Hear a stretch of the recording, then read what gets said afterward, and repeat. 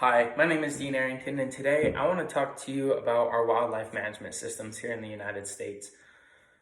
There's a lot of different tools that the wildlife managers use, but the three big ones, are research, conservation of public lands, and hunting. When you talk about hunting, there's a lot of different things that go into it. A lot of it, though, is our public lands.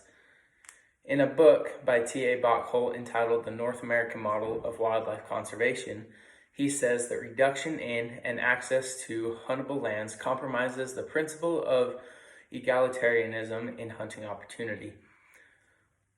What this means is that we have public lands, and as we lose access to those public lands, the opportunity for everyone around us to hunt is slowly fading, and not everyone gets that chance.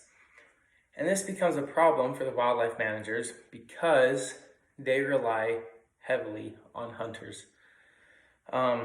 Basically, they need hunters' help in managing different species. Let's take coyotes, for example.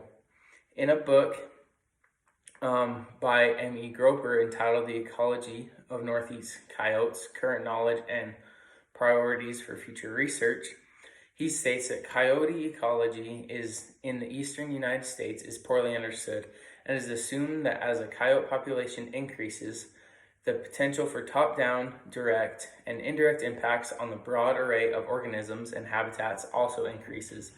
For better or for worse, interactions with humans will also increase, resulting in greater public scrutiny of land management practices and an increased call for information on coyote populations. That was a lot to take in. But basically what he's saying is that with the coyote, there's a lot that isn't understood by the public. And when you introduce coyotes into public lands and hunting, they have a big effect on what goes on around them. So let's say that there is a coyote population on the land. They would help control, the population of rabbits, the population of foxes, and the population of deer. Those are three examples that we can take.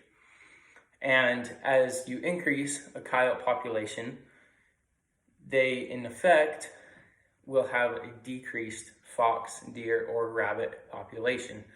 And there's not really much we can do about that. That's just the way it goes. That's what they eat. That's what they feed on. So they take that information and they go, okay, we have this amount of coyotes and we're getting too low on these other animals. So we need to take out some of the coyotes on the land. This is where hunters come into play because they can send hunters in and they can basically have them go and kill foxes just to help make it so that the population of the coyotes is lower. And that way, the deer and foxes and other animals in the surrounding economy can grow. This also helps the biodiversity of the animals. Skunks is another example. Skunks are another example that we can take and be able to actually look at those and see that the biodiversity of different cross sections of species of skunks change when there's coyotes in there. So with hunting and public access, there's a lot that goes into it. When you get into hunting, though, you have to think about the anti-hunters. There is a lot of them around. They really don't love the idea of hunting, and this is a big problem for the wildlife management system because hunters play such a key role in being able to keep species where they want them, and numbers that's sustainable on the land. So what the problem is for the wildlife management is that they're always fighting battles against anti-hunters. They're constantly having to go in and fight these lawsuits or whatever it is to make sure that we retain our hunting access and be able to hunt and help them manage the species. And this takes a lot of valuable time that they could be out, running research projects or something else. And so without hunting, It really affects the populations and the wildlife management system. Another thing that hunters help do, and why they're so important, is they help control skewed populations. So if they had, let's say, jackrabbits on the land and there was a ton of them everywhere, well, you could increase, coyote population to help cut back on the jackrabbits, but as they do so, they could also cut back on the amount of deer, the amount of foxes, the amount of skunks on the land, which is a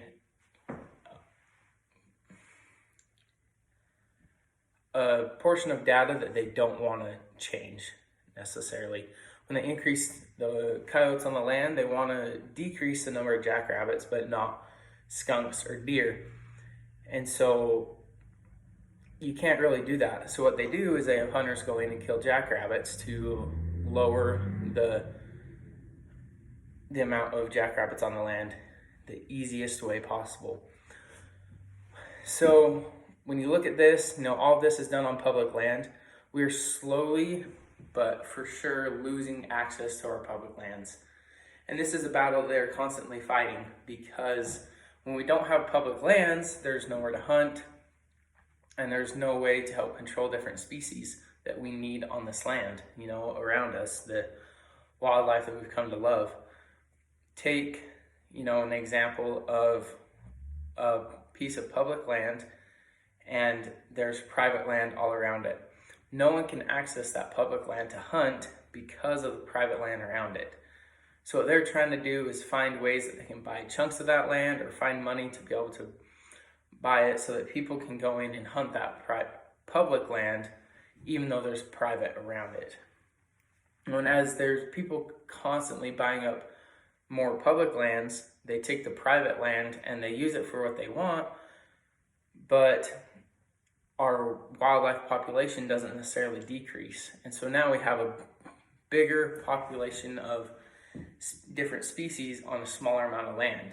And so then they have to take that amount of species and actually decrease it for over the whole board to fit the land.